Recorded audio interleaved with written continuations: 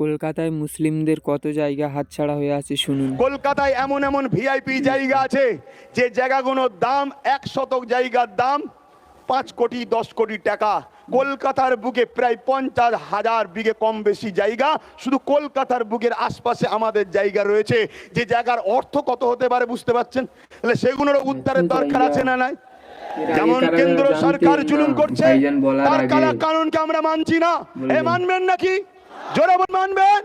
শুভেন্দু অধিকারীর মতো মানুষ যদি মনে করে যেদেরকে প্রশাসন দিয়ে ঠান্ডা করে দেবো, শুভেন্দু অধিকারী বাবুকে বলে যায় তোমার প্রশাসন কম পড়ে যাবে, সংবিধান বুকে রেখে সংবিধানকে বুকে নিয়েই মরবো আমরা, কিন্তু তোমার প্রশাসনকে কমিয়ে দেবো আমরা। তোমার প্রশাসন কম পড়ে যাবে, আমাদের পাবলিক এত নেমে যাবে। প্রশাসন কম পড়ে যাবে, আবার মিসগাইড করবেন না যিনি প্রশাসনের বিরুদ্ধে। না, আমার সংবিধান আমাকে প্রশাসনের বিরুদ্ধে লড়াই করা শিখায়নি, কিন্তু যতই প্রশাসন নামাও পাবলিক এত নামবে, তোমার গুলি তোমার প্রশাসনের সংখ্যা কমে যাবে, পাবলিকের সংখ্যাটা বেড়ে যাবে। এটাই মূলত বলার উদ্দেশ্য।